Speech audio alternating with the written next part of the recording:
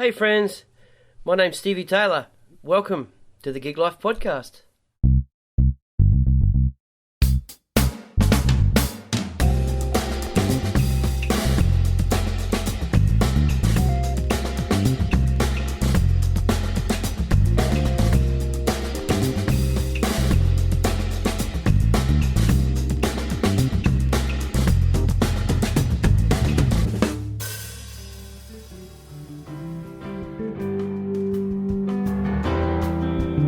My guest today is bass player Victor Rounds. Born in Fiji, his family migrated to Sydney in the mid-60s for a better way of life. From guitar and ukulele, he picked up the bass around the age of 15, tuned his transistor radio and some local radio stations, and taught himself everything he heard. Since then, Victor's played with Jenny Morrison, Marcia, Hines, Renee, Geyer, Tina Arena, Rick Astley, Paul Gray and Glue, just to name a few. Everybody knows who Victor Rounds is. Still very much in demand. We hung out at his house, had a beer and chatted about his career. He's got a really cool story about Tower of Power and some old dude named Paul McCartney or something. Ladies and gentlemen, one of the coolest cats in town, Victor Rounds.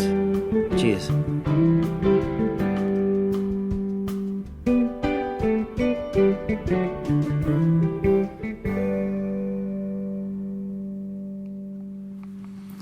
I think we're rolling.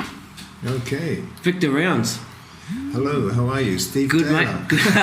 Welcome to the Gig Life Podcast. Oh, thank you. Thanks for having me. Thank you for having me in your home. You're most welcome. No worries. What have you been up to today? Today, of all days, what did I do? Yeah, I bought a nice rug from Gumtree on the weekend.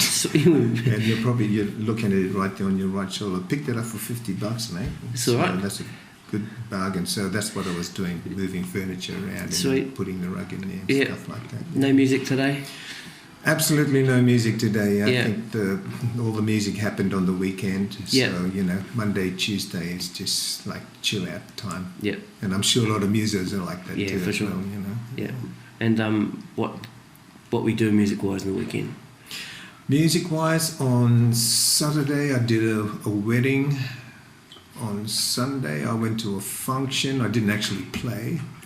Friday I did a wedding too as well. And last Wednesday I did a gig with there's a band travelling around Australia at the moment called The Voices. Mm-hmm.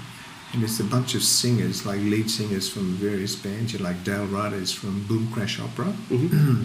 He's in this group with Jason Singh, who's from a band called Taxi Ride from Melbourne. Yep. They had a couple of hits about a decade ago. Yep, Taxi Ride.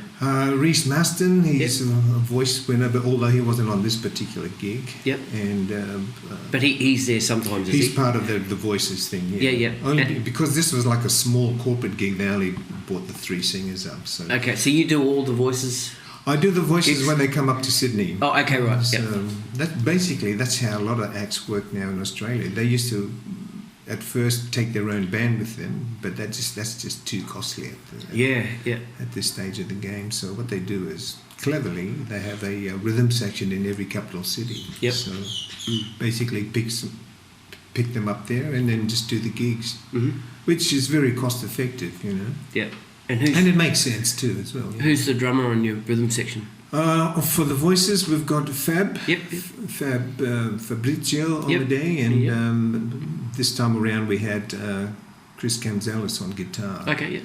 So just the three of us. Great. And the voices take their own lead guitar player with them, or rhythm guitar player with them. Yep. So Adam's Cernace and from Melbourne, and it works really well. It's good. So we did a gig on Wednesday night for a corporate company, and half an hour set, that's it. Really? Yeah. Just whack out all the hits and then get out of there. Money in your pocket and you're gone. Yeah, I mean, those kind of gigs are good. This is we're in the middle of November now, so this is the silly season where musicians are actually quite active now, just running around, working, doing gigs. Yep. This is the season when a lot of people get married, so they're always wanting, marriage bands and stuff like that. So, it's good. So you're sort of you're booked up? The book is quite full at this stage, and January and February is looking good too as well. So Awesome. it's I'm always thankful when the book's kind of filling up as you go along. You know. Yeah. But it's that it's that industry. You just never know when your next gig's coming. Unless you've been booked way ahead. You know. Yeah. Cool. All right, man. Let's roll right back to the start. So you're from Fiji originally? Yeah, originally born in Suva, Fiji. Yep. Born to parents. My mother's from Tonga. Mm-hmm. She was a musician. I think I've picked up my talents from her because she she was the first. She married my dad. My dad's from Fiji. Yep. So mum's from Tonga, and my dad used to be a merchant seaman, and then he started working for the government. Did a contract in installing marker beacons, navigation beacons all around the islands of Fiji. And then his job also took him to Tonga. So when he went to Tonga, that's where he met my mother. Right. And then things happened, and one thing led to another. She came over to Fiji, settled down, got married, and had 5 children. Yeah. Me being the youngest of the 5 siblings. Yep. But she was also a very good musician, avid musician. She played the banjo, violin, piano, sang. Yep. Ukulele, you just name it. So I think we all got our music from her. And so the rest of your all brothers? I'm the youngest of 4 brothers. Yep. And then 1 sister. 1 sister, Yep. And you're all musicians? 3 of us were musicians. Okay, yeah. One ended up becoming a priest. Okay. Yeah, so he kind of but he still was quite musical, know. And my sister dabbled in music, but she was more like outgoing type of a lady that just travelled and worked in media. Yeah. And ended up working for NGOs, and then she ended up working in the government as a cabinet minister. So But music definitely was the main thing in our family. On weekends, we'd all get together and just play. Just the party sort of thing, But as in coming from because we migrated over here in about 65, 66. Excuse me. And so we came over here for a better way of life, better education. I mean, if for anyone back in those days, to be able to emigrate, especially from the South Pacific, and go to a country like either New Zealand, Australia, or Canada, or the west coast of America, that was a big thing, man. There was, not many people could afford that. So my dad had the, he just thought there was more scope for the rest of the family to move on. So, we were very thankful that he thought about us and made that big move. Yeah. But he came from the old school of working hard. He came from a family of 11 kids. And he had to leave school when he was 13 just to support his family. So he missed out on education. So what he intended to do for us is not to have that same situation. So he just brought us here for a better way of life. So, which was good. Unfortunately, well, not unfortunately, but I completed the high school and did all that and was supposed to go into university, but I was dabbling in music, like playing in bands and stuff like that. So, what instrument to start with? Well, when I was young in Fiji, we all, if you're growing up in the neighbourhood, there's peer pressure. Everyone has to play the biscuit tin. You've got to have some kind of rhythm. Learn to swim, ride a bicycle, climb a tree, climb coconut trees, do blah blah blah. And the first musical instruments we all learned to play was the ukulele. Okay. Only because of our size. And then from the ukulele, you graduated onto acoustic guitar. And then from acoustic guitar, you started playing around with T basses. Those T chest basses. It's just basically a big box. Oh, with the stick and just one string. Yeah. That was our first introduction to bass, so to speak. Bottom end. Yeah. And it wasn't really playing any particular notes. It was just providing a thump. Boom, boom, boom. You could almost call it like bass stroke, bass drum. Yep. Because the tone you were pulling was really a thump. Like boom, boom, boom. But the technique was to give it more like a rhythmic feeling. Boom, boom, boom, boom, boom, boom, boom, boom, boom. Yeah, cool. That kind of plucking sound, Could you change? Did you You realised early on you could change the tone. Will you change the tone by bending the stick, or do you? No, just bending the stick. Bending the stick, yeah. Yeah. I mean, when you look at it technically, you should, on a stick bass, you should actually be pressing the string down to try and get the next pitch or the next tone. Yeah. But it doesn't kind of work on that because you don't have a fretboard to actually You muffle it. to get the new note. Yep. Because you've got your finger on it, whereas on a modern guitar, if you're related to that, it's actually the nut. Yep. So it's got to be material, string, material at the end. So being the bridge and the nut. Gotcha. But when you got your finger on it, it's not really much of a tone. So what people used to do was actually bend the stick. Bend the stick, yeah. Bend the stick back. So what you do is you have a short string, not a really long string, so you've got that leverage to get lots more tone. So when you bend the stick back, you're not the string won't touch the stick. The stick, right, yeah. And then I used to be fascinated because a lot of guys back home, man, just talented, with a good musical ear, But what I liked more really was their rhythm. Yeah. Just the way they could just pluck away, And it was all about the rhythmic thing. You can, who cares about what note you're playing? It's just when they heard that, it's like, wow, man. The focus was on the string bass player, Yeah, that's great. Yeah, so just went from that, and that was growing up in Fiji. Then we migrated here when I was about 11 years old or 12 years old, and then stopped playing for a while because we had to go to school and all that blah blah blah. But on the weekends we were gathering around. My brothers played and sang. Yep. One of my brothers played piano, accordion, and ukulele, and my other brother John, he played guitar and sang. So it was always look forward to the weekends because just all our families, our siblings and their wives and kids just came along. It was just a big party time. Yeah. But I mean, I think that's kind of like an island way of island style social gathering. Yeah, New Zealand too. Yeah. Before we started, going out and actually socialising in the local community. You first feel safe amongst your own, of course, mob, and then once you get to know your neighbourhood, then you venture out. Yeah, exactly. Yeah. And was it always Sydney? Yes. Yep. Yeah. It's kind of bizarre. Like everyone was, when we were preparing to come here in the 60s, late 60s, everyone was saying, oh, my dad's name was Alfred. And he says, Dad, how come you're not going to New Zealand? Because that's where everyone's going. You're like Auckland, or how come you're not going to Canada or LA? And Dad just always read about this country, Australia. It was like the new frontier. Right.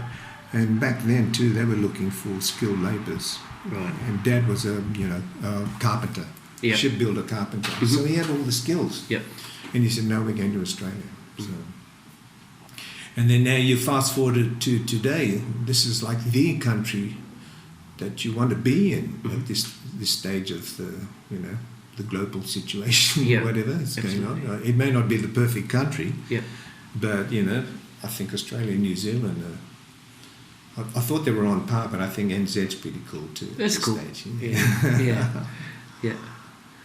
Yeah. And then when I came here, did my primary school, went to high school, still listening to music.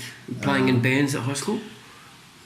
You know what, it was kind of conservative back in the days, because I went to a private school. I went to Morrison Brothers at North Sydney, and in my time it was frowned upon if you dabbled in music. Really? It was bizarre. It's like you either had to partake in sport, which I did. I played rugby in the season, rugby league, played cricket in the season, did athletics, did everything. But I do recall mentioning once or twice to my mates that I was like mucking around playing in bands on the weekends, and they went, "Oh, what do you want to do that for, man? That's like sissy stuff, Oh, what? Yeah, it was bizarre. It was really bizarre. But that was, I don't know whether it was just my school, because we had a lot of restrictions then. You weren't allowed to, if your hair was longer, like more than 2 inches over your collar, you were suspended for the day. You can't come back to school unless you got a haircut. That must be the Catholic thing, And I got suspended a couple of times, but this was towards the end of my senior years, And there was only just in my final year that I do recall that our school did have a band as such. And in that band was a guy, Rory O'Donoghue, one of the guys out of Auntie Jack on the ABC series. Right.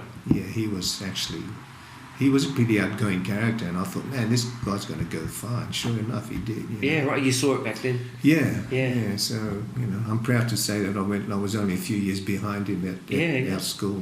And he has since passed. So and then that was, and then I just started to become kind of rebellious because what was happening on Australian radio was just junk as far as I was concerned. I mean, I was listening to it, I was absorbing it. I knew all the songs that came out, but I was craving for more. And then I discovered back in those days they had like underground music. What was considered underground music was music that wasn't readily available, and you only read about it in the magazines. And the odd occasion you might hear it on another station, or sometimes also. Okay, now I just remembered something. Radio Hauraki in New Zealand. Yeah. That was my first exposure to soul, funk, and every other kind of music that came out. Because they were like were they a pirate station, or they were just a proper? I'm pretty sure they were just a proper. Don't quote me on it, but I'll look it up.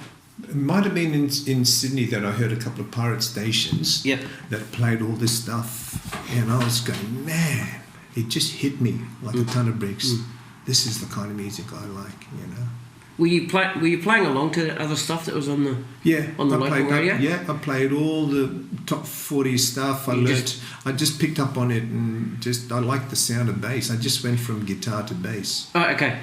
And at what age was that? About 15, 16. Yeah. Because back then there was a whole bunch of us that all played guitar. Yeah. And no one wanted to play bass. Yeah, right. And it got to a stage where we formed, there was the odd occasions of forming bands that didn't last long, but I always drew the short straw, and it was like, oh, you're going to play bass, So I thought, okay, that's cool. And then all of a sudden my ears picked up on bass, and when I heard Tambla Motown for the first time and where the bass was going, for me it was like, whoa, this is some scary shit right here. Just like rhythmic things and just notes that I've never heard before, phantom notes and what's he doing? And Jameson, man. There you go. It wasn't long after that I discovered who that character was on the bass, Yep. And there was more soul music that came along, and I always thought it was Jameson all the time, but no, it was all these other different cats from different record labels. Yep. So you had the Motown label with Jameson always there, plus other players as the years went on. And then you went to Atlantic label, and there was another bass player that was there. And then you went to the Philly label, and there's all these other players. Stacks. Donald Duck Dunn and those. Exactly. Yep. And that just opened my mind up. Yep. Just like, well, this is fantastic, And it just went from there, strength to strength. And then James Brown came along, and that was like, what the hell? My life was good. I just felt so... It was like I got hit, like by something. It was like a light that son, this is the real music out there. This is for you, So I just, back in those days we had transistor radios, we left behind in Fiji a nice big gramophone. I think it was a HMV or something, where the tones were so beautiful. You had bass and stuff like that. Analog tuning, tuning to Radio Hauraki and just trying to get the best sound. But when you came to Australia, you had new technology, which is, you can get a transistor radio now with good tones and sound. And I used to go to bed every night just listening to some program and just have it right up against my ear. And just listening to just the bass and the whole song. Did you ever have the little speaker that used to plug into the little... Because my grandma had one. She had her little transistor radio, and she had this speaker, and it was like a... that little 5-inch speaker. Oh, really? Like an extension? It sat underneath the pillow, and you go to sleep. Oh, I didn't like knocking you in the head when you're trying to go to sleep. It was awesome. Oh, yeah. Sorry. No. It's like that was technology back then. Yeah.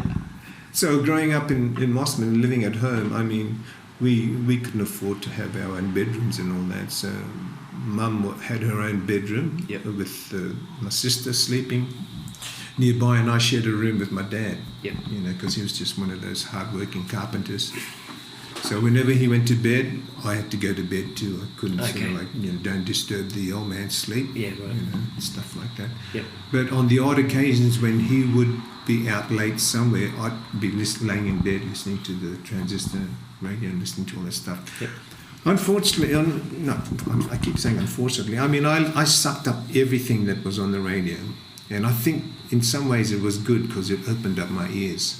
It just made me be aware of what music was out there.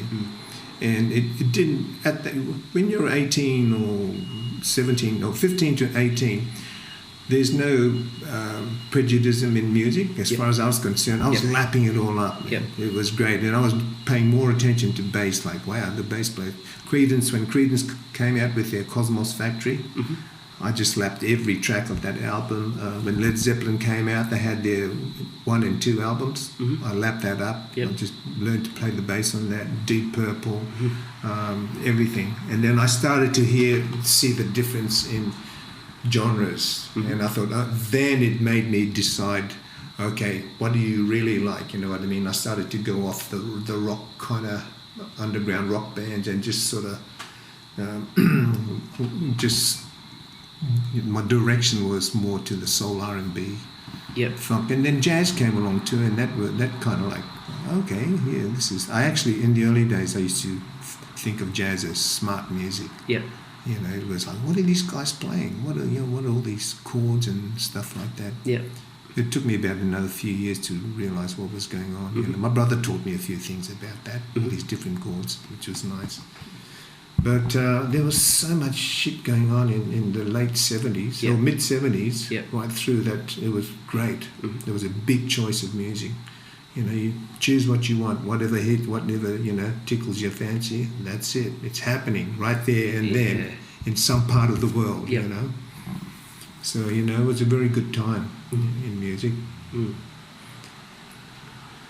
what about bands? When did you start playing in bands? Because that time you were lapping up that music. Yeah. You sitting at home. I was sitting at home. I was going to friends' places on the weekends when I was about 17, 16. I bought my first electric guitar I bought was a red Fender Strat. It was a copy, but it was exactly I thought that might have been the one that Hank Marvin was playing. You know? Shadows, yeah. And I couldn't even afford a case. I used to just, when I'd catch the bus to go up to my friend's place at Chatswood, I'd just put it in a big plastic thing, just wrap it up. But you even feel embarrassed about it, sitting in the bus with just like everyone's looking. Because if you can imagine back in those days, you know, no one really saw a guitar every day of their lives, let alone one wrapped in plastic. You know, you know. But then you get to your friend's place and you're just happy to unwrap it and plug it in an amp and just try all that stuff. And went through the Shadows thing too as well, by the way, which everyone did. So that was like 15, 16. When 2 years before I finished high school, I was actually started playing in bands, island bands, and island dances were a big thing in Sydney because it was the only community where all the islanders, even Kiwis, you know, all the Maoris and everyone, they just knew of an island dance in Ultimo in Sydney, so they all went down to that hall. And my cousin was in the band there, and I used to jam with him on the weekends, but he knew that I was still at school, and they were desperate to get a bass player, and so he had to come and ask my mum, you know, mum's permission if I could go over there. And she said, "Oh, I don't know about that. You know, you keep an eye on him all night. You know, he's not allowed to drink and all that sort of stuff." So that's basically when I started playing in island bands. Call it semi-professional if you wanted to, but you know, you got paid nothing, perhaps. I can't recall now. They were good fun days because we were in the band playing, and all these nationalities come walking through it was just a hall where they charged $2 at the door. The food that was on was just a big pot of curry and rice. So there was another $2 there. I think from memory we only got about $5 each. Big money for me in those days. When they came in, it was just tables and chairs, trestles, and all this, and you just play and play until people get drunk and pissed, and then before you know it, big fight on, yeah. you know. But it was great for me. It was an experience, you know. Yeah, for sure. You had to watch it that the odd bottle doesn't come flying on the stage, you know. It was like grab your guitar and yeah. over their head. But back in the day, we never owned the instruments. This one guy that was running the dance halls, Olga Johansson, he was an ex-boxer from Fiji. He owned all the instruments. So the very first bass I was playing back then was a Rickenbacker, and I didn't know how valuable it was when I was playing a Rickenbacker bass. Weighed a ton. Yeah. You know, as you can imagine, an 18-year-old, 7-year-old kid, you know, holding this bass. You know, like, man, this bass is heavy, man. Yeah. And they owned the amps and the drum kit and the whole thing. So it was good, yeah. That went for a few years. Yeah. And then when I left school at 18, someone had heard of me and asked me if I wanted to go and play in the pub band, and then they just started from there. Yep. And I just knew all the material that they wanted to play. It didn't matter if it was a rock band or anything. I just knew the stuff. Yep. And played it, and then they go, "Oh man, you're pretty good, eh?" Did you ever learn to read? No, never back then. No, it's all here. It was all here. Do you read now? I read now. Oh, you read now, yeah. Yeah. But back in the day, I didn't think it was important. Yep. My ears were my was my big, you know, indicators, you know, as such, you know. Yeah. And that went on for a couple of decades until I was playing professionally, so to speak. Yep. Yeah, I just threw myself in the deep end. You know, people assumed that I read. I didn't read. Yeah. I'd go into studios and be found out. Oh, really? Yeah, but not found in a shocking way. It was like I just used to think, come on, ears, don't fail me now. Yeah. Because when you're in a studio situation, they throw a chart in front of you. I could read chord charts. Yep. Because that's something that I taught myself. But you know, all I wanted, or all I depended on, was just the first run through. Right. And that's how much pressure I was under. Yeah. You just give me the first run through, and I will remember everything. So when we do it again, it'll be my ears, my memory, and the last thing is my chart as a roadmap. Yeah. You know. Yeah, that's cool. And it kind of strengthened my ears. But then I thought, you know, this can't keep going on for a while. I need to go and learn stuff. So I just taught myself to read. Didn't go to any institution. Yep.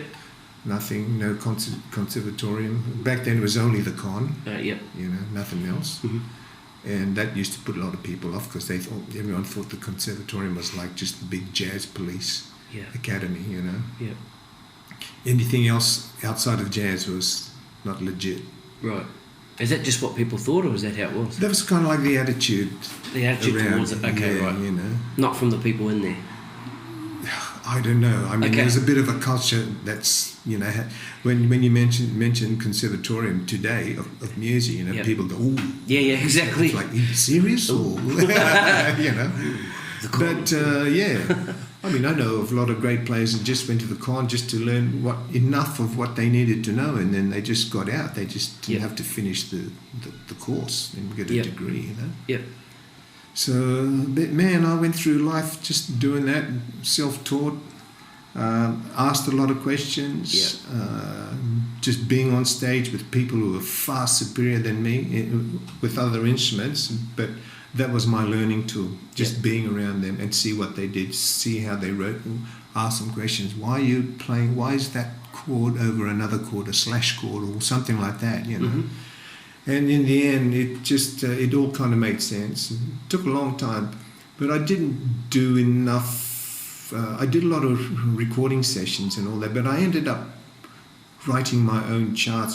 When I found out about the Nashville system, number system, I thought, far out, man, this is where I've come from. Yeah. You know, as far as like coming from the islands, they use numbers. Numbers, yeah. You know, when you, in today's terms, when you play a chord, it's like, oh, well, it's only a 3-chord song, which people refer to as the 1, the 4, and the 5. But in, and when you go to like a tone, you know, like in France, in Fiji we call it a sharp. Right. It was bizarre. You know, it wasn't even that at all. And first, second, and third was 1, 4, and 5. Right. That was our terminology, and I think they use that in the islands. Right. You know, if you're playing a 3-chord song and you go to the 4th chord, we call it the second. Right. Because it's a 3-chord song. You know? Gotcha. Yeah. And I came from that school, and then when I met players here from Nashville, and they were just going, oh yeah, because it all made sense. It was quick. If you're a studio musician and you're doing a lot of sessions, instead of writing out the chords and all that, you just write out numbers as such. And the numbers will always be the same. When the artist comes in and says, I've decided to change the key, I'm going up a tone. Yep. The number's still the same. Yeah, you just go up a tone and just play the numbers. Yep.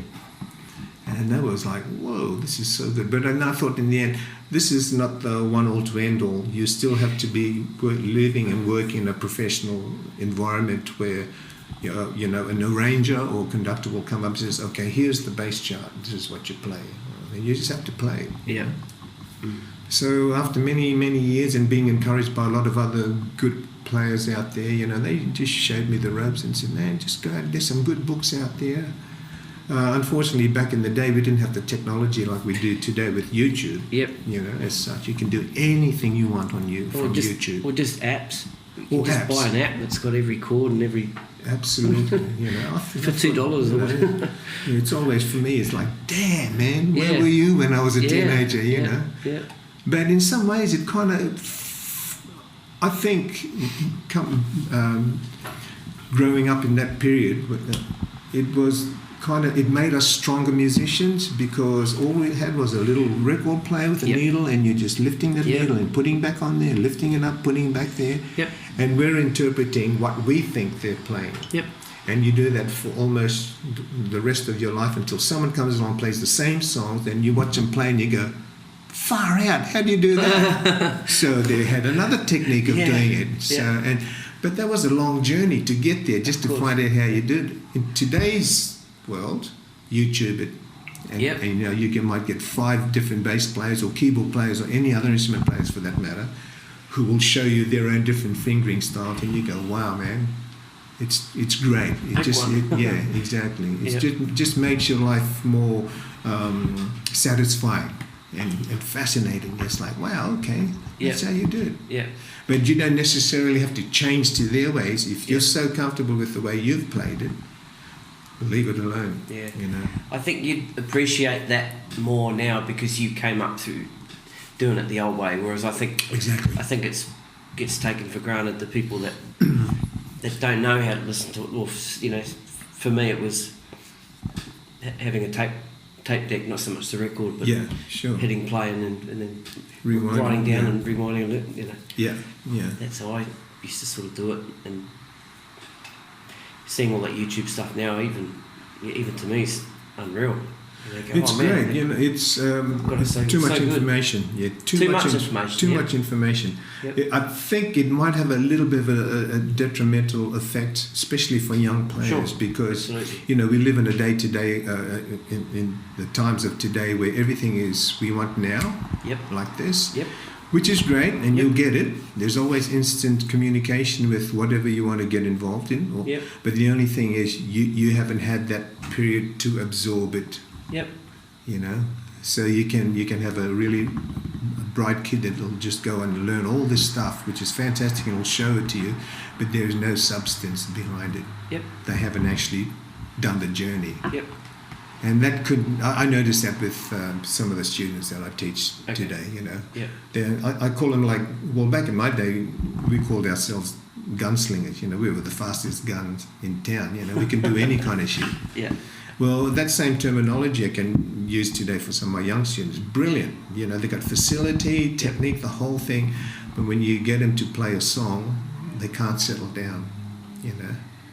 It's like a, you know, can of beans, man, just like roaring to just bust down. It's like, no, man. Just enjoy this one song. You know, you've got all that ammo in you.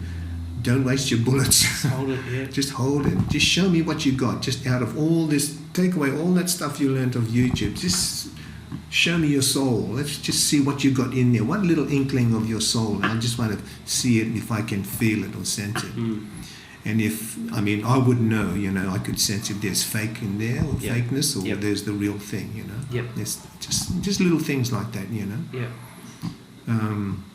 Well, I didn't mention before because I do teach now. Mm-hmm. I used to teach at. I went to AIM back in 2012. Mm-hmm. I got asked if I wanted to come in and do a course, and I said to the head of the contemporary department then, I says, why would I want to do it? He says, just for your own good if you want to. Mind you, I had just come out of the doldrums because my marriage had just finished prior to that, so I thought this would be a great opportunity to just snap out of it and just get on and work my brain, make it more active. Mm-hmm. And I did, and I ended up getting a master's degree. I did a master's in composition and production. And it did make me a better person, not so much, I came out with all this, technical sort of facilities and all that. It just made me a better person musically. But it did teach me a lot of academic, it gave me knowledge, with stuff like that. And it just made me more aware about music as such. Mm-hmm.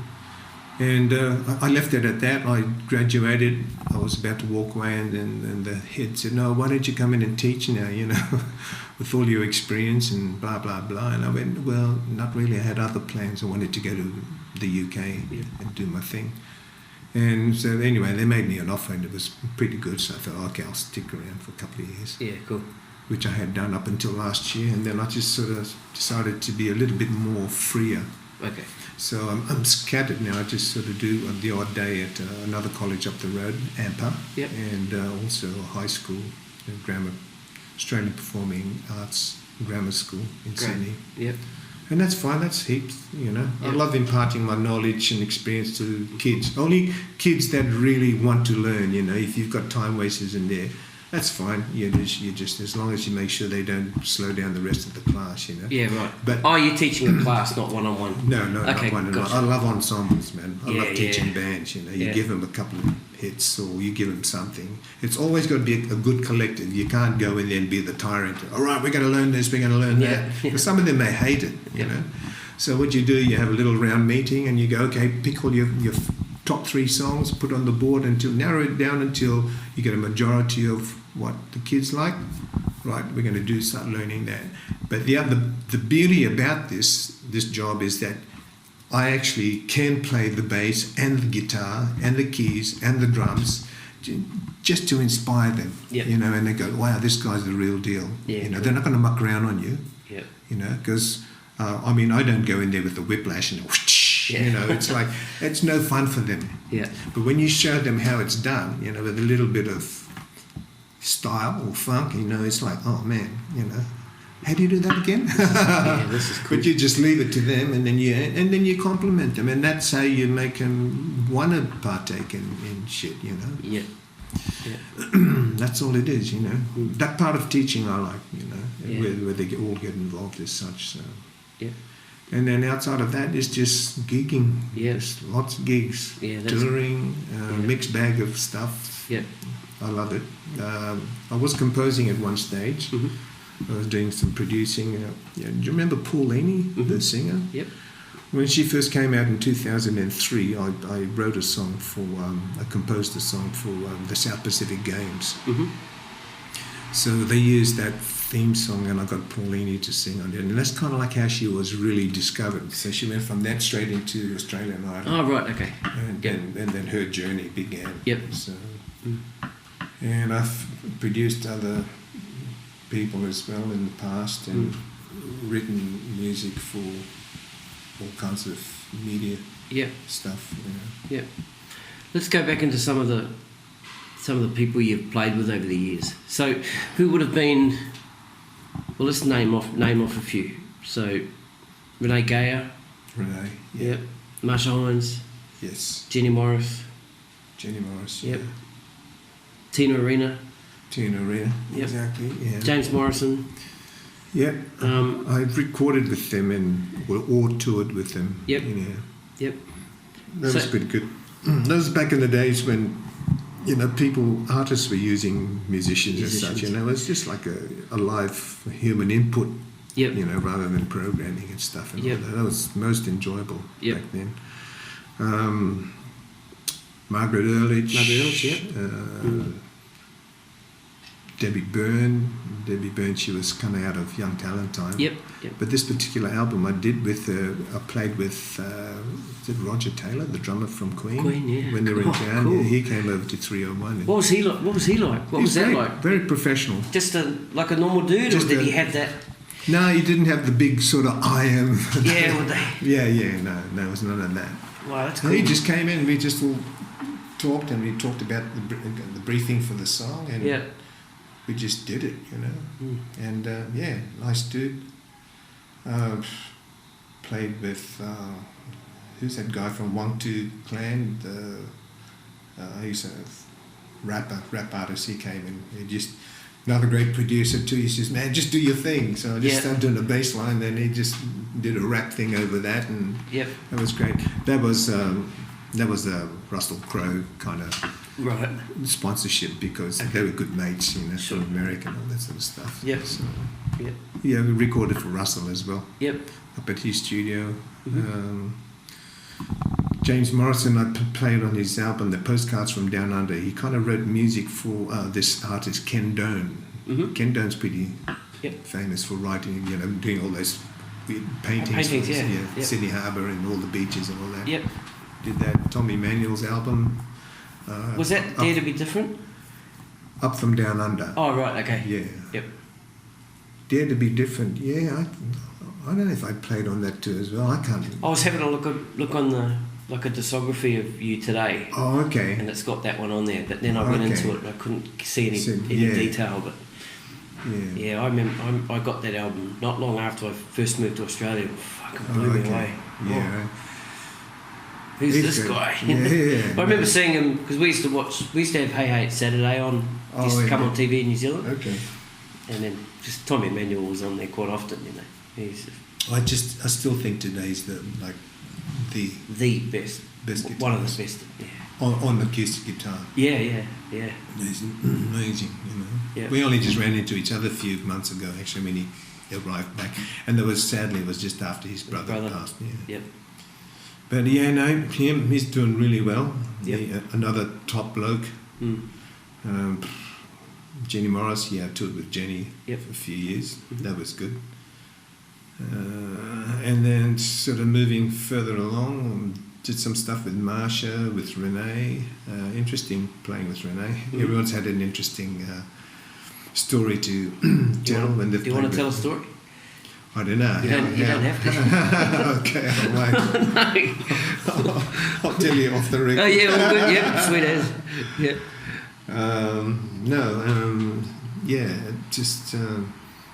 I guess if you just throw a name, I probably would say, I've played with them. With them as such. Yep. And then with people from overseas, played with Elvin Bishop from Paul Butterfield Blues Band. Fool Around Fell in Love.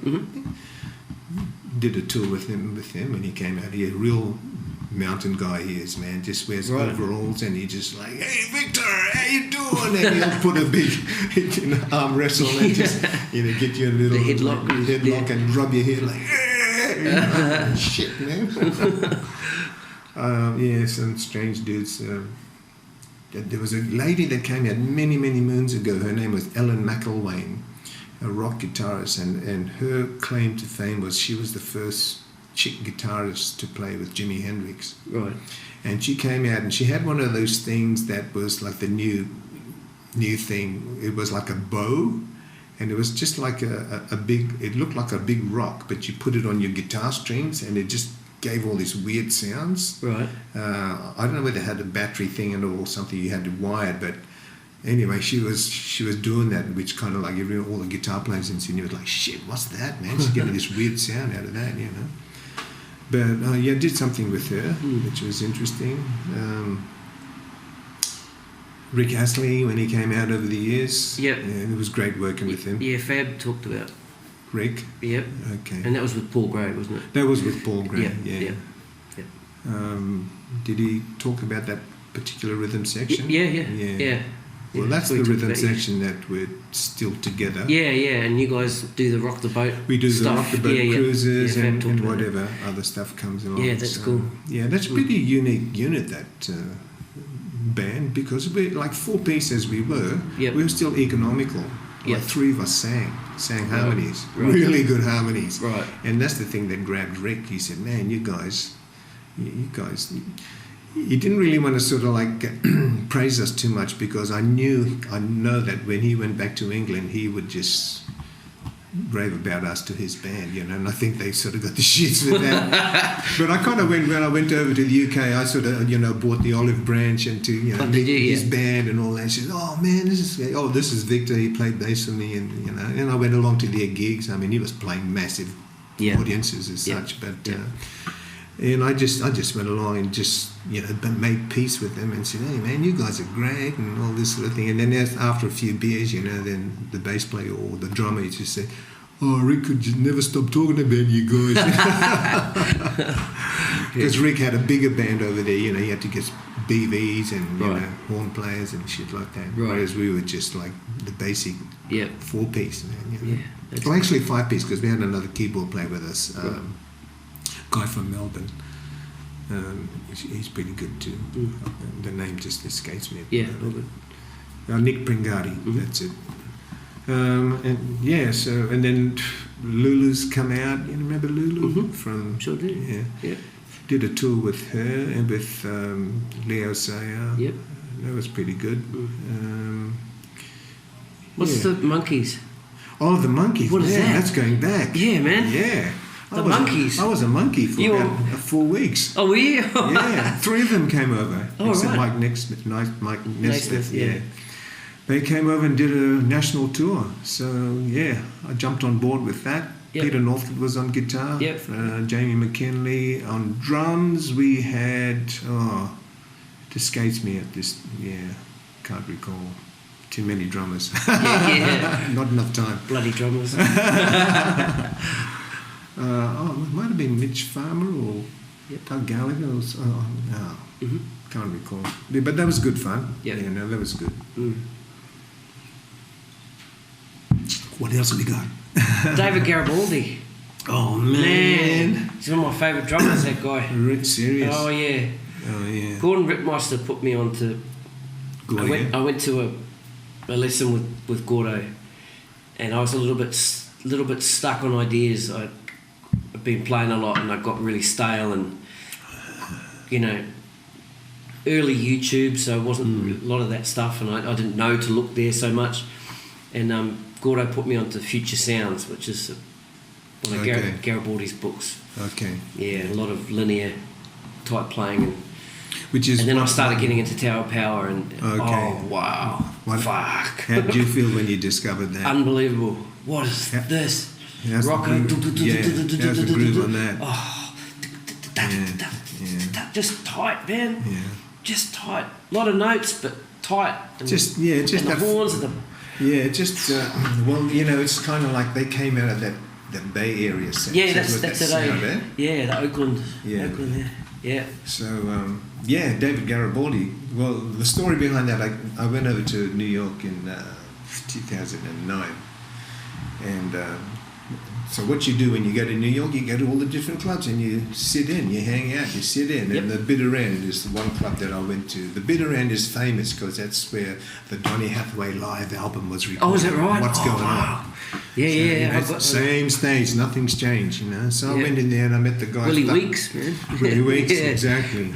Well, the house band for the Monday Night Jam is the ex-touring sax player out of Billy Joel's band. Right. Who's also featured in one of those documentaries about that. I don't know whether it was called Hired Guns or whatever. Hired Guns, yeah. Something a couple of years ago. That's right, the doc with that song. Yeah. Yep. So anyway, I met up with him, and Larry Braggs was the singer of Tower of Power at that stage. He'd been with the band for like 10 years. Yeah. And he was in town. He said, "Hey man, Oh no, that's right. I was speaking to the guys in the band, and Neville Lagreen was the Aussie guy over there, bass player. He said, "Vic, why don't you get up and jam? This is Larry Braggs. Hey, brother, how you doing? Let's do it. Yeah, let's come on. Let's do it. You know what is hip? I said, fuck yeah. You know? So we did that, and we did... that was great because the house band had horns. They had 3-piece horns. So if you're a horn player in New York or anywhere in America, you must know Tower of Power. Yep. Doesn't matter what. Even if it's the top 5 hit songs, you have to. So they played it like precision, man. So I just thought, shit, man, here I am. So that was pretty cool. And then he said, hey, man, and people like that. He said, okay, let's do another song. And it's like, oh, shit, which one's this going to be now? I said, oh, let's do Let's Stay Together, Al Green. Oh, yeah. Shit, yeah, let's do that. So 2 songs in, and it's like we all get off, and everyone's complimenting each other. And hey, you're a great brother. Hey, where are you from? And, you know, I said, I'm from Sydney, Australia. Oh, okay. So you living here in New York? No, I'm just here on holidays, mate. Yeah, what the fuck? You know, it's like you don't want to.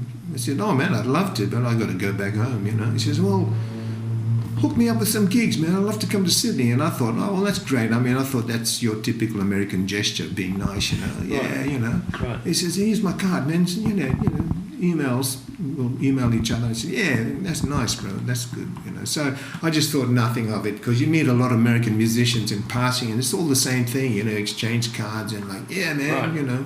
Right. Get back to Australia, 3 weeks into it, he's like, hey, Vic, it's Larry Braggs here, man. You know, it's like... Haven't heard from you, man. Yeah, what's going on, man? And I thought, oh, okay, well, that's nice. So I replied to him, and I said, he said, yeah, man, I got this album coming out. It's called The Cookbook, and it's all covers songs of Sam Cooke. And I got David Garibaldi playing on it, you know. And so David and I, man, we'd love to come over, you know, come down, you know. You think you can line up something for me? And I thought, man, this guy's serious, you know. So I thought, okay, what's your schedule? And he said, man, we're busy as those guys tour every day. They've been doing it for the last 40, well, that was back then, so it's like 45 years now. Yep. For like over 200 days a year, they just tour, constantly tour, you know. And David's been with him for a long, long time, all that time. So, and I thought, well, how about your schedule? And he said, oh, I'll let you know. So in the meantime, I ring up Chris Richards from the basement, the old basement, and I said, Chris, Tower of Power, I've met up with the cast, they want to come over. He goes, how many nights do you want, you know? And I go, shit. I said, I don't know, just, you know, stand by, I'll find out more information. And anyway, Larry gets back to me and says, we've only got this small window of opportunity. We're going to Bangkok in such and such a time in April or whatever, so we've only got about a week. Do you think you can do something in there? I said, I'll try, you know. So I started with Chris. He said, yeah, I'll give you Thursday, I'll give you Saturday night at the basement. So really, they can effectively do 1 week, which is really the weekend, and they've got to piss off up to Southeast Asia. Yep. So I went, oh, okay, well, what do I do on a Friday? And I'm going to have to get a gig on a Sunday, because he's giving me the basement Thursday and a Saturday, so I need to fill in Friday and a Sunday. And how much am I going to pay these guys, man? I mean, you know, they're like the elite. You know, they probably want a few grand each, you know, $5,000. Yeah. So anyway, to and fro. This is going on for weeks, come months. Before you know it, I'm asking everybody in the industry to help me out. Everybody bent over backwards to help me out. I ended up, I couldn't find a promoter. I asked Peter Noble, who runs the Blues Fest in Byron Bay. He says, maybe at Chockers. Same with Michael Chugg, you know. If you would have told us early, we could have put them on the bill and then come to Sydney and all that, and we would have done it with your band, you know. Yep. And I went, shit. And I said to Chris, I can't find a promoter. And Chris says, you do it. I said, what? I said, no, you do it. You do it. I'll help you. I'll just talk you through it, walk you through the whole thing. It's quite easy. I said, I can't do it on my own. I need capital, startup capital, you know. Find, you know, speak around, talk to somebody. I ended up getting the other partner that used to be at the basement, Bruce Files. He got involved. He threw in $5,000. And the tour manager, because I was touring with Marcia, Hines then, and I was asking him, because he used to be a general manager for the entertainment centre before it got pulled down. Right. 10 years experience behind him, and because I kept asking all these industry questions, so where do you go to get this, and or where do you get tickets from, and how? And he's going, what are you up to, Victor Rounds? I can see something funny going on here. Oh, you hadn't told him then? You hadn't told him at that stage what was... No, I was just asking him general questions, industry questions, and he said, what's this all about? And I said, well, I explained the story. Yeah. And he said, where are they from? I said, Tower of Power. Okay, hang on a second, I've just got to make one phone call. So he rings up the current manager of entertainment at the end, and he says, oh, go, man, it's Arthur here. No, don't say anything, but what do you think of first when I say the words Tower of Power? And he goes, oh, are they coming here, are they? And I says, right, that's all I need to know. He goes home and he came to me and he says, right, how much money do you want?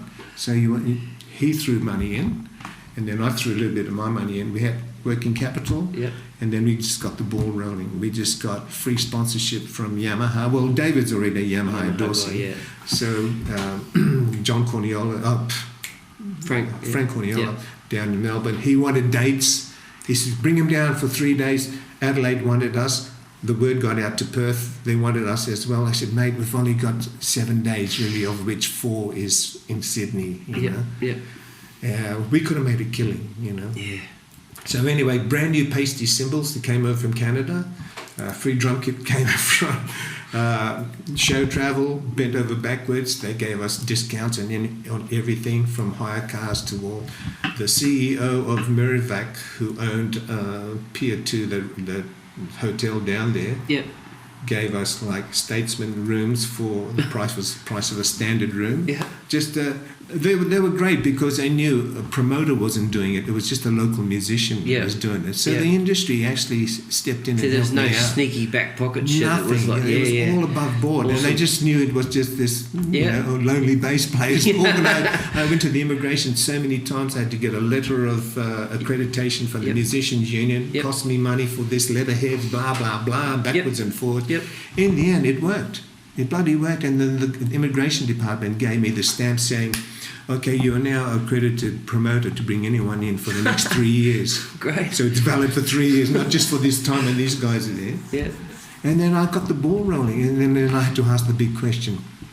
So, mate, how much do you guys want for a gig? And, he says, oh, whatever you think, it's like, we don't mind, maybe $1,000, I said, oh, each? Yeah, is that okay with you? I mean, I thought they were going to ask for like $5,000, And I thought I had the money already in the working capital there, so that's their fee taken care of. And then it was just a matter of getting the flights over. So what we did is he said, don't worry about getting us business class, you just get the cheap flights. We've got 1 million points amongst it. We'll just upgrade ourselves. So even they bent over backwards for me. It was like a dream run. That's right. Yeah, it's so cool. And then I said to the other 2 promoters, I said, mate, you give yourself a wage in this just in case we lose our shirt. So they gave themselves a wage. And as it turns out, the gigs were all, we did 2 nights at the Basement, 1 up at Lizottes in Newcastle. And I asked the guys, Larry and David, I said, you guys want to work in a pub? So he said, what's that? A pub. Normal, I'll get you a pub gig on a Sunday night. So we did the Bridge Hotel. Packed the place out. Wow. Because it was like Muso's night, everyone's working on the weekends. And it was great. It was good. And then we, all got our money back. We just broke even because the wages paid our money, but we broke even.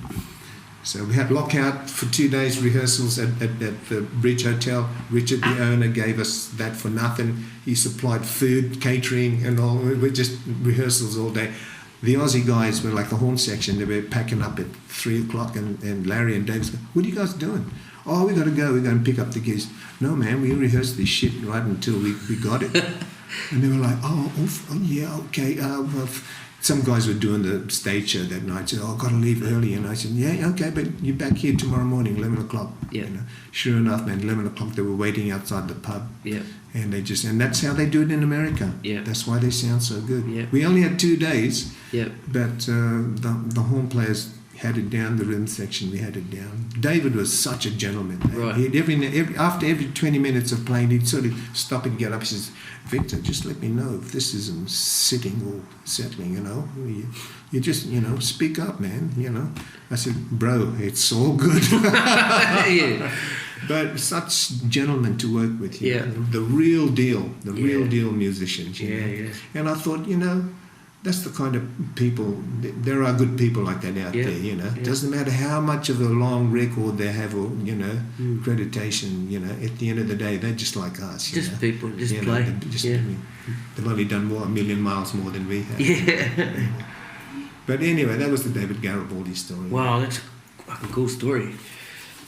Yeah, that's really and then we kept in touch, and then it was so sad a couple of years ago when he had that accident. Yeah, did he get hit by a train or something? He got hit by a train. Yeah. But he's okay now, isn't he? It was a long road to recovery, but he's okay. Yeah, the bass player was pretty worse off than him. His face had to be reconstructed and stuff. But they basically, when they got hit, witnesses said it looked like a couple of rag dolls, because trains can. And that was 5 minutes before they were supposed to go on stage. Right. Because the hotel was just across the road, or across the tracks. Did they try and run over the track? 5 minutes before that, And unfortunately, they waited. They missed it. So the train was coming, so we'll just wait. And just as it got to the last carriage, I thought, okay, they'll run across, but they didn't see the train coming the other way. Oh, and that was it.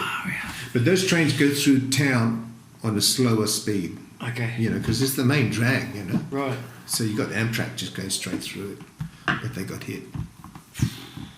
Yeah. And poor old David, there was a big world fundraiser. Yeah, there was, yeah. So, did you contribute? I think part of the crowdfunding I did, I did too. It was good. He was very appreciative. Yeah. He had no insurance, man, nothing. I mean, in America, that's what it is. Yeah. If you either can afford insurance or you can't, Just makes you think maybe they don't make that much money with all those shows that they do, No, that's right. That's why you got to keep going, just keep working. Just keep working, that's it. So, how's our time? Is it? We're on an hour, so that's bloody good. So who else do you want to talk about? I don't know. What else you can talk about the footy? Fiji. Fiji beating France, I just thought I'd just throw that one in.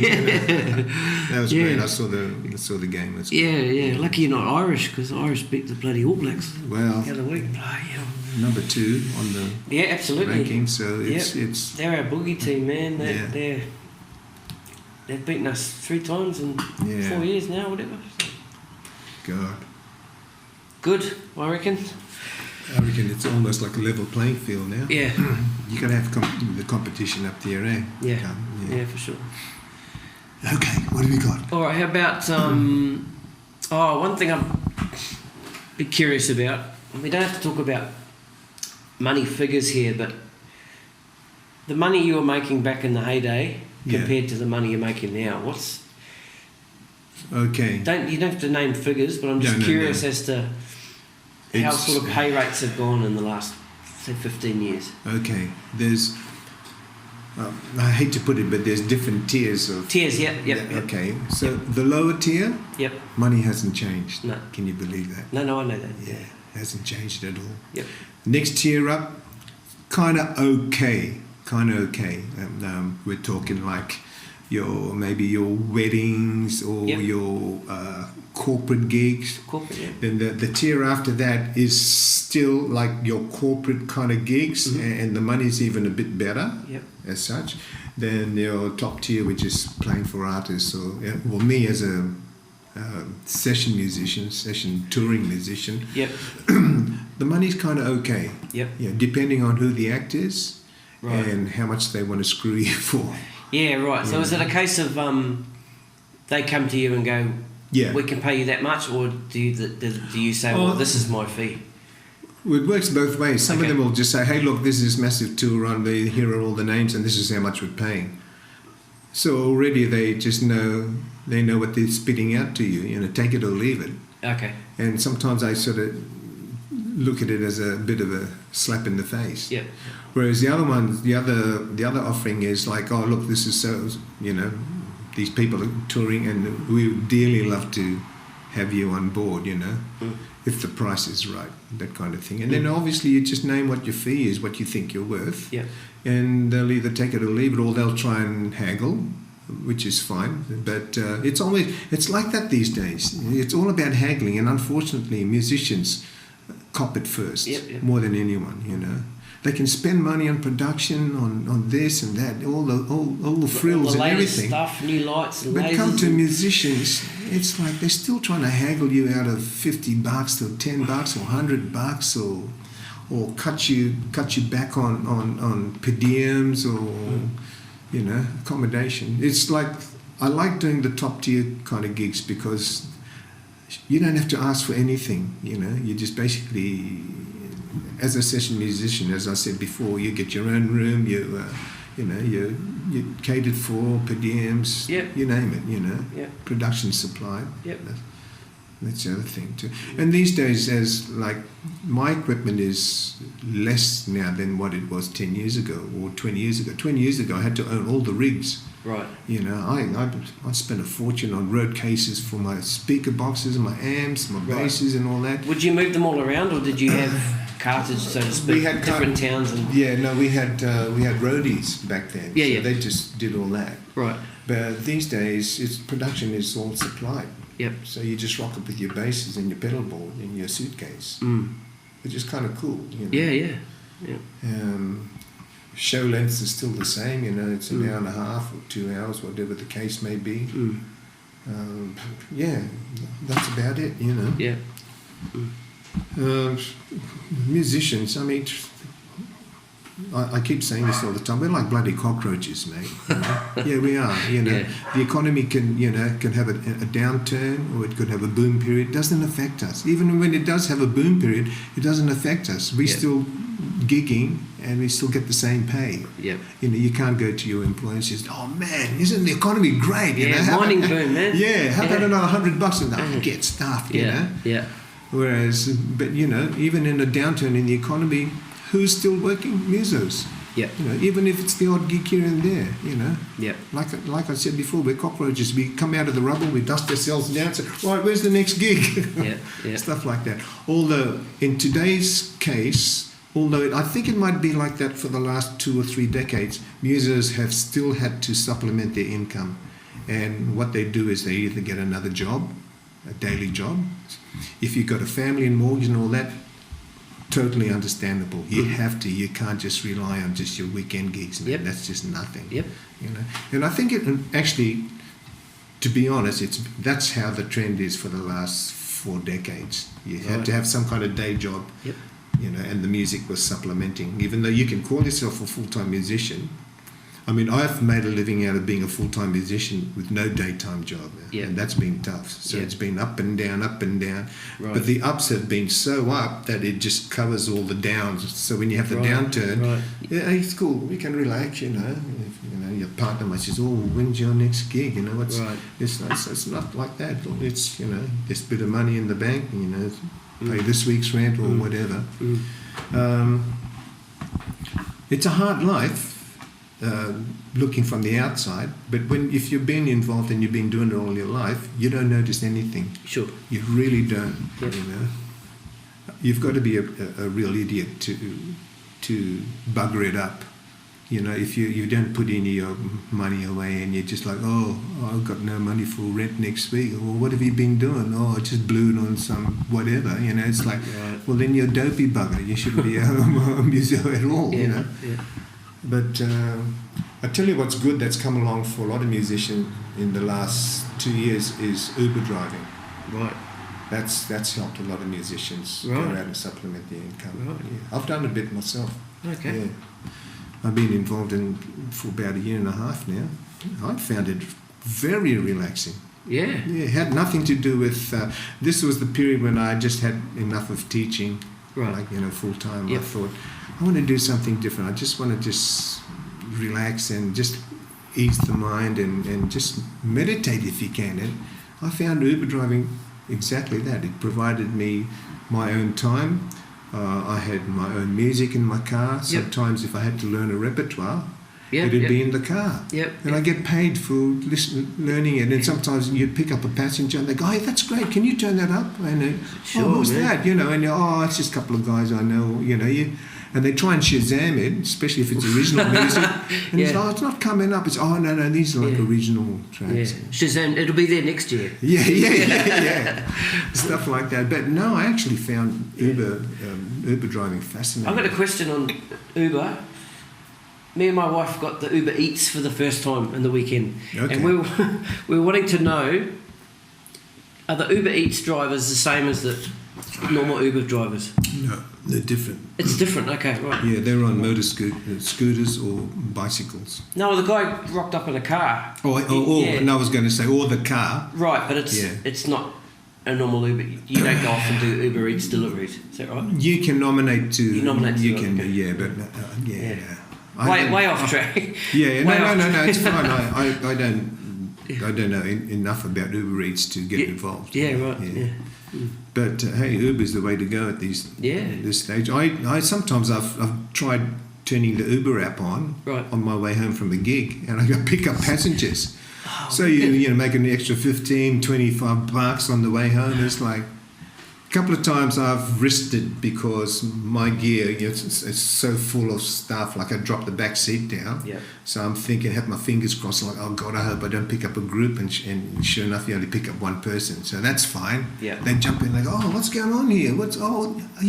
Did you just play in a band? Yeah. I'm just like, oh man, cool. So the conversation starts. You're a musician, blah blah blah. The first question you get from them, so who have you played with? Sometimes you just tell them, I play with the Rolling Stones, and depending on how pissed they are. I love Paul McCartney, man. Paul McCartney.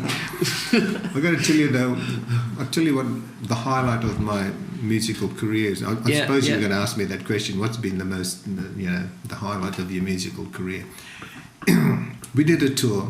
We supported Paul McCartney back in 1993 with Jenny Morris. Right. We did the whole Aussie run. We did start from Perth, blah, blah, blah. So what it was, the highlight of my whole musical career, I'll tell you right now, is sharing a joint with Paul McCartney and Linda McCartney. Going from his lips to my lips, handing it over to Linda, and then in turn handing it to the guitar player who didn't smoke, but he had to do it. He did, Yeah, oh, that was amazing. It was fantastic. Wow. I'm thinking to myself, do I wash my hands and wash my lips? And it was so natural and so organic. And we were out. It was the end of the tour party. It was in a big executive. They just hired a big executive home in Balmoral Heights, overlooking the heads and all. But it was night time, and talking to Paul. Talking with Paul, it was not all about him, it was all about you, like the subject. It was fantastic, man. He knew all details about... My missus couldn't come to the gig because I was that particular month or in that period, I was booked on holiday to go to Fiji with my son then, Abraham, was only about 2.